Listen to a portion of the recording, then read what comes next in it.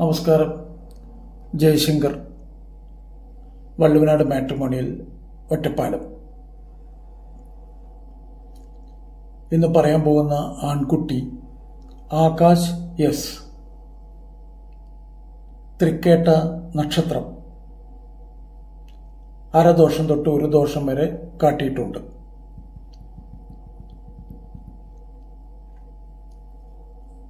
ഇദ്ദേഹത്തിന്റെ ക്വാളിഫിക്കേഷൻ വന്നിട്ട് BE ആണ്. താമസിക്കുന്നത് സേലത്താണ്. ഹൈറ്റ് വന്നിട്ട് 165 സെന്റിമീറ്റർ, വെയിറ്റ് വന്നിട്ട് 65 kg.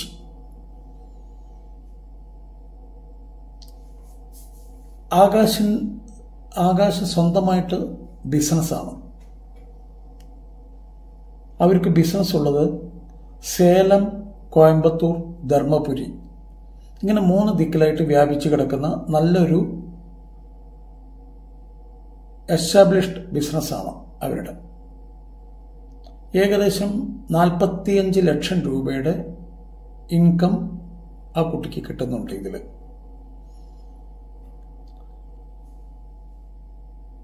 ഇവരുടെ താമസിക്കുന്ന സ്ഥലം ഞാൻ പറഞ്ഞു സേലമാണ്. ഒരു അപ്പർ മിഡിൽ ക്ലാസ് ഫാമിലിയാണ്. അച്ഛൻ്റെ പേര് സുരേഷ്, അമ്മയുടെ പേര് പ്രീത. ഇവരുടെ നാട് വന്നിട്ട്, അതായത് തറവാടൊക്കെ വന്നിട്ട് ആലപ്പുഴയാണ്. പക്ഷെ ഈ കുട്ടിയൊക്കെ വളർന്നതും ഇതൊക്കെ ഇവിടേക്ക് സേലത്ത് തന്നെയാണ്. ഒരിക്കൽ കൂടെ ഞാൻ ആകാശിനെ പറ്റി പറയാം. ആകാശ് തൃക്കേട്ട നക്ഷത്രം. അരദോഷം തൊട്ടിട്ട് ഒരു ദോഷം വരെ ജാതകത്തിൽ പറയുന്നുണ്ട്. BE ആണ് ഹയസ്റ്റ് ക്വാളിഫിക്കേഷൻ. സേലത്താണ് സെറ്റിൽ ചെയ്തിരിക്കുന്നത്. അച്ഛൻ സുരേഷ്, അമ്മ പ്രീത. സഹോദരങ്ങൾ ഇല്ല. അപ്പർ മിഡിൽ ക്ലാസ് ഫാമിലിയാണ്. 165 സെന്റിമീറ്റർ ആയിട്ട്, വെയിറ്റ് വന്നിട്ട് 65.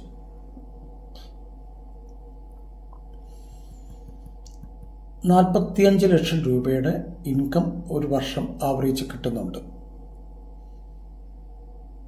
നല്ല എസ്റ്റാബ്ലിഷ്ഡ് ബിസിനസ്സാണ്. 3 ലൊക്കേഷനിലായിട്ട് ഉണ്ട്. ധർമ്മപുരി, സേലം, കോയമ്പത്തൂർ, അങ്ങനെ 3 ദിക്കിലായിട്ടാണ് ഇവരുടെ ബിസിനസ്. ആരൊക്കെയെങ്കിലും താല്പര്യമുണ്ടെങ്കിൽ, ഞാൻ കഴിഞ്ഞൊരു വീഡിയോ ഇട്ടിട്ടുണ്ടായിരുന്നു, ബിസിനസ്സുകാരെ അങ്ങനെ അകറ്റി നിർത്തേണ്ട ഒരു കാര്യമില്ല എന്നുള്ളത്. പൊതുവേ നമ്മളുടെ സമുദായം അല്ലെങ്കിൽ നമ്മുടെ കമ്മ്യൂണിറ്റി ബിസിനസ്സുകാരോട് വളരെ അകൽച്ചയാണ്. അത് വേണ്ട. ആർക്കെങ്കിലും താല്പര്യമുണ്ടെങ്കിൽ ഈ 27 വയസ്സുകാരനെ നോക്കാൻ പറ്റും. അവർക്ക് സ്യൂട്ടബിൾ ആയിട്ടുള്ള പെൺകുട്ടികളുടെ അച്ഛന്മാർ വള്ളുവനാട് മാട്രിമോണിയിൽ കോൺടാക്ട് ചെയ്യുക. ഞാൻ തീർച്ചയായിട്ടും അവരുടെ ഡീറ്റെയിലുകൾ നിങ്ങൾക്ക് എടുത്തു തരുന്നതാണ്. എല്ലാ വീഡിയോകളിലും പറയുന്ന അതേ കാര്യം ഒരിക്കൽ കൂടെ ആവർത്തിക്കുക. ഒരു മാട്രിമോണിയൽ സൈറ്റിൽ രജിസ്റ്റർ ചെയ്തു അല്ലെങ്കിൽ ഒരു ബ്രോക്കറുടെ കയ്യിൽ പ്രൊഫൈൽ കൊടുത്തു എന്ന് പറഞ്ഞുകൊണ്ടൊന്നും വിവാഹം നടക്കാൻ പോകുന്നില്ല. പാരൻസിൻ്റെ വളരെ പോസിറ്റീവായിട്ടുള്ള ഒരു അപ്രോച്ച് ഉണ്ടെങ്കിൽ മാത്രമേ കാര്യങ്ങൾ മുന്നോട്ട് കൊണ്ടുപോകാൻ പറ്റുള്ളൂ. അത് പാരൻസിൻ്റെ ഭാഗത്തുനിന്ന് ഉണ്ടാവണം. അതിനായിട്ട് ആദ്യം കല്യാണം ആർക്കാണോ വേണ്ടത് വെച്ചാൽ ആ കുട്ടിയുമായിട്ട് പാരൻസ് തീർച്ചയായിട്ടും സംസാരിക്കണം. വെറുതെ കല്യാണം വേണോ എന്ന് ചോദിച്ചാൽ പോരാ. എന്തൊക്കെയാണ് ആ കുട്ടിക്ക് പറയാനുള്ളത്, എന്തൊക്കെയാണ് റിക്വയർമെന്റ്സ്, ഇതെല്ലാം മനസ്സിലാക്കുക. നിങ്ങൾ നന്നായിട്ട് ഡിസ്കസ് ചെയ്യുക. ഇല്ലെങ്കിൽ ഏതെങ്കിലും ഒരു പാരന്റിനെ വിളിച്ചു കഴിയുമ്പോൾ നിങ്ങൾ ആ സമയത്ത് പറയും, ഞാൻ മകളോട് ചോദിക്കട്ടെ ഇട്ടു, അല്ലെങ്കിൽ മകനോട് ചോദിക്കട്ടെ ഇട്ടു. എന്തായാലും ചോദിക്കണം, പക്ഷേ ഒരു പരിധി വരെയുള്ള കാര്യങ്ങളൊക്കെ നിങ്ങൾ മനസ്സിലാക്കി വെക്കുക. ഇപ്പോൾ ഒരു കുട്ടി 5'10" ഹൈറ്റ് ഉണ്ട്, ഒരു പെൺകുട്ടി. അപ്പോൾ ആ കുട്ടിക്ക് സ്വാഭാവികമായിട്ടും 5'10" മീതെ അല്ലെങ്കിൽ 6 അടിയുടെ ഉള്ള ആൺകുട്ടികൾ മാത്രമേ നോക്കുന്നുണ്ടാവുള്ളൂ. അതൊക്കെ നമ്മൾ മനസ്സിലാക്കി വെക്കണം. എല്ലാവരും അങ്ങനെ ആയിക്കൊള്ളുന്നില്ല, ബട്ട് നല്ലൊരു ശതമാനം. അപ്പോൾ അതെന്താണ് അവരുടെ റിക്വയർമെന്റ്സ് എന്നുള്ളത് നമ്മൾ തീർച്ചയായിട്ടും അറിഞ്ഞിരിക്കണം. ഈ ഹൈറ്റ്, വെയിറ്റ്, ജോബ് ലൊക്കേഷൻ, നാട്, വീട്, ഈ വക കാര്യങ്ങളെല്ലാം നന്നായിട്ട് മനസ്സിലാക്കി വെക്കണം. അതിനുശേഷം നിങ്ങളുടെ ദൈവവിശ്വാസികൾക്ക് മാത്രമാണിത്, നിങ്ങളുടെ കുടുംബക്ഷേത്രം അല്ലെങ്കിൽ ധർമ്മദൈവങ്ങൾ ഇവരെയൊക്കെ നന്നായിട്ടൊന്ന് പ്രാർത്ഥിക്കുക. കാരണം ഇന്ന് കുടുംബത്തിൽ ഡിസിഷൻ മേക്കേഴ്സ് എന്ന് പറയുന്നത് അച്ഛൻ, അമ്മ, മകൻ അല്ലെങ്കിൽ മകൾ അല്ലെങ്കിൽ മക്കൾ, ഇങ്ങനെ ഒരു 3-4 പേരാണ് ഇത് ചെയ്യുന്നത്. നമ്മുടെ വീട്ടുകാർ തന്നെ നമ്മളെ നോക്കിയിരിക്കുന്നുണ്ടാവും, എന്തെങ്കിലും നമുക്ക് തെറ്റുപറ്റുന്നുണ്ടോ എന്നുള്ളത്. നാട്ടുകാർ ഒക്കെ പോട്ടെ, ഫ്രണ്ട്സും നാട്ടുകാരൊക്കെ പോട്ടെ, അവരൊന്നും പറയില്ല എന്ന് വയ്ക്കാം. നമ്മുടെ വീട്ടുകാർ കുറ്റപ്പെടുത്താനായിട്ട് ഉണ്ടാവും. എല്ലാ തറവാടുകളിലും അത്യാവശ്യം ഇങ്ങനത്തെ ഓരോ കഥാപാത്രങ്ങൾ ഉണ്ടാവും. അപ്പോൾ നമുക്കതൊരു വിഷമമായിരിക്കും. അതിനു വേണ്ടിയിട്ടാണ് ഞാനിത് പ്രാർത്ഥിക്കാനൊക്കെ പറഞ്ഞത്. കാരണം നമുക്ക് കഴിയാവുന്നത്ര തെറ്റുകൾ പറ്റാതെ ഭംഗിയായി മുന്നോട്ട് കൊണ്ടുപോകാൻ വേണ്ടിയിട്ടാണ് ഇത് പ്രാർത്ഥിക്കാൻ പറയുന്നത്. നാഗങ്ങളുണ്ടെങ്കിൽ, അല്ലെങ്കിൽ വെളുത്തങ്കാവ് എന്നൊക്കെ പറയും, നാഗങ്ങൾ ഇവരൊക്കെ ഉണ്ടെങ്കിൽ തീർച്ചയായിട്ടും ഒരു നെയ്വിളക്ക് കൊളുത്തിച്ച് അവിടേക്കൊന്ന് പ്രാർത്ഥിക്കുക.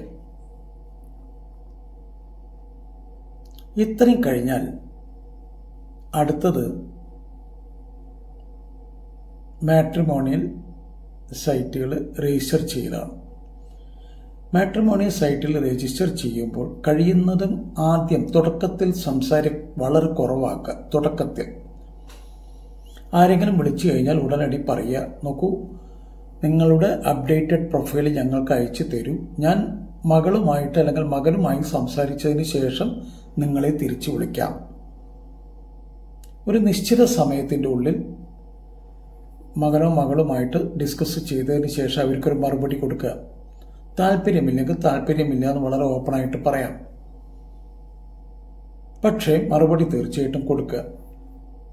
കാരണം നമ്മളെല്ലാവരും സാധാരണ മനുഷ്യരാണെന്നുള്ളത് മനസ്സിലാക്കുക.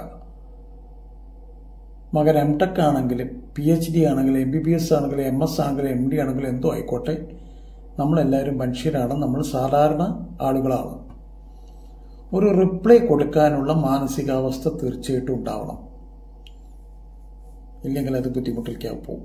നിങ്ങളെപ്പറ്റി അവർ പറയുക, അയ്യോ അവരൊട്ടും റിപ്ലൈ തരുന്ന ആൾക്കാരല്ല, വളരെ മോശമാണ്. അതിനുള്ള ഇടവരരുത്. നന്നായിട്ട് റിപ്ലൈ കൊടുക്കുക, നന്നായിട്ട് സംസാരിക്കുക.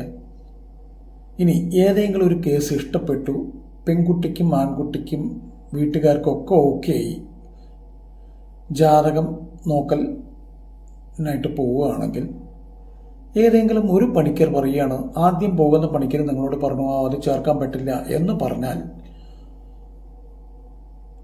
വളരെ പെട്ടെന്ന് തന്നെ അതിനൊരു റിപ്ലൈ കൊടുക്കണ്ടോ എന്ന് പറഞ്ഞിട്ട് 3, 4, 5 പണിക്കരെടുത്തെങ്കിലും പോവുക. ഏതെങ്കിലും ഒരു പണിക്കർ നിങ്ങൾക്ക് ഓക്കെ എന്ന് പറഞ്ഞു കഴിഞ്ഞാൽ തീർച്ചയായിട്ടും നിങ്ങൾ അവരോട് ആ റിപ്പോർട്ട് എഴുതി തരാൻ പറയുക. ആ റിപ്പോർട്ട് കയ്യിൽ വയ്ക്കുക. അല്ലാണ്ട് ആരെങ്കിലും ഓക്കെ അടിച്ചു കഴിഞ്ഞാൽ ഉടനടി വേറെ പണിക്കരെ കാട്ടിയിട്ട് ഇയാൾ ഓക്കെ അടിച്ചിട്ടുണ്ടല്ലോ, ഇതെന്താ നിങ്ങൾ ഇങ്ങനെ പറഞ്ഞ അങ്ങനെ പറഞ്ഞ, ഇതുമ്പോൾ ഒരു റിസർച്ച് നടത്തേണ്ട ആവശ്യമില്ല. ചില വീടുകളിൽ പെൺകുട്ടികളുടെ വീട്ടുകാർ നോക്കുമ്പോൾ ചേരും, ആൺകുട്ടികളുടെ വീട്ടുകാർ നോക്കുമ്പോൾ ചേരില്ല. അവിടെ നിന്ന് അവർ തമ്മിൽ അങ്ങോട്ടും ഇങ്ങോട്ടും ഒരു വർത്തമാനം ഉണ്ടാവും. ഇതിൻ്റെ ഒന്നും ആവശ്യമില്ല. ആരെങ്കിലും ഒരാൾ ചേരില്ല പറഞ്ഞാൽ കഴിഞ്ഞു, പിന്നെ അതിനെപ്പറ്റി നമ്മൾ കൂടുതൽ വർത്തമാനത്തിൽ പോകണ്ട. ഇനി ആത്മാർത്ഥമായിട്ട് പണിക്കന്മാർ ഓക്കെ പറയുകയാണ് നിങ്ങളോട്, നിങ്ങൾക്കും ആത്മാർത്ഥതയോടെ തന്നെയാണ് അത് നോക്കണമെങ്കിൽ രണ്ടുപേരും തീർച്ചയായിട്ടും 3, 4, 5 പണിക്കരടുത്തെങ്കിലും പോകണം. ഏതെങ്കിലും ഒരു പണിക്കർ ഓക്കെ അടിച്ചാൽ വിവാഹവുമായി മുന്നോട്ട് പോകണം. അത് കഴിഞ്ഞാൽ വിവാഹവുമായി മുന്നോട്ട് പോകുന്ന സമയത്ത് കൃത്യമായി കുട്ടികൾ തമ്മിൽ ഒരു ഫ്രണ്ട്ഷിപ്പ് ബിൽഡപ്പ് ചെയ്യണം. വാട്സാപ്പ് ചാറ്റ് കൂടെ ആൺകുട്ടിയും പെൺകുട്ടിയും തമ്മിൽ ഒരു 15 ദിവസം തൊട്ട് മേപ്പോട്ട് മിനിമം അവർ വാട്സാപ്പ് ചാറ്റ് ചെയ്യണം. തിരക്ക് പിടിച്ച് ഒരു പെണ്ണ് കാണലും അങ്ങനത്തെ ഒരു ചടങ്ങുകളും വേണ്ട. വാട്സാപ്പ് ചാറ്റിൽ കൂടെ ഒരു നല്ലൊരു ഫ്രണ്ട്ഷിപ്പ് ബിൽഡപ്പ് ചെയ്യുക. അടിസ്ഥാനപരമായിട്ട് 4-5 കാര്യങ്ങൾ ഈ കുട്ടികൾ തമ്മിൽ മനസ്സിലാക്കേണ്ടതുണ്ട്. ഒന്ന്, കുടുംബം, അതായത് ഫാമിലി ബാക്ക്ഗ്രൗണ്ട്.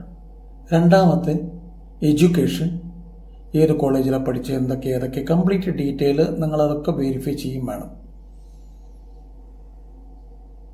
ഒരു കോർപ്പറേറ്റ് കമ്പനിയിലാണ് ആ കുട്ടി വർക്ക് ചെയ്യുന്നത് എങ്കിൽ, അല്ലെങ്കിൽ ഒരു ഗവൺമെന്റ് സെക്ടറിലാണ് വർക്ക് ചെയ്യുന്നത് എങ്കിൽ, അല്ലെങ്കിൽ ഒരു നാഷണലൈസ് ബാങ്കിലാണ് വർക്ക് ചെയ്യുന്നത് എങ്കിൽ നിങ്ങളത് ചെക്ക് ചെയ്യേണ്ട കാര്യമില്ല. കാരണം അവർ അവിടെ ജോലി കൊടുക്കുന്ന സമയത്ത് ഇത് ചെയ്തിട്ടുണ്ടാവും, ബാക്ക്ഗ്രൗണ്ട് ചെക്കിംഗ് ചെയ്തിട്ടുണ്ടാവും.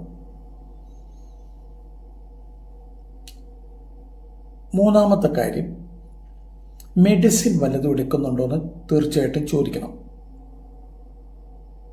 ചിലപ്പോൾ ഷോർട്ട് ടൈം ആയിട്ട് കഴിക്കുന്നുണ്ടാവും, ചിലപ്പോൾ ലോങ് ടൈം ആയിട്ട് കഴിക്കുന്നുണ്ടാവും. ഒന്നും നമുക്ക് നെഗറ്റീവായിട്ട് കാണണ്ട. ഇന്നത്തെ കാലമാകൊണ്ട് അതൊക്കെ ചെയ്തു എന്ന് വരും. അറിഞ്ഞിരിക്കണം. ഇത് അറിഞ്ഞു കഴിഞ്ഞാൽ നിങ്ങൾക്ക് നല്ലതാണ്. അറിഞ്ഞിട്ടില്ലെങ്കിൽ കല്യാണം കഴിഞ്ഞ് പിറ്റേ ദിവസം മെഡിസിൻ എടുത്ത് കഴിക്കുന്നത് കാണുമ്പോൾ നിങ്ങൾക്കൊരു വിഷമം ഉണ്ടാവും. പിന്നെ അതിൽ ഒരു വർത്തമാനമായിരിക്കും. അതൊക്കെ അൺവാണ്ടഡ് ടോക്സ് ആണ്.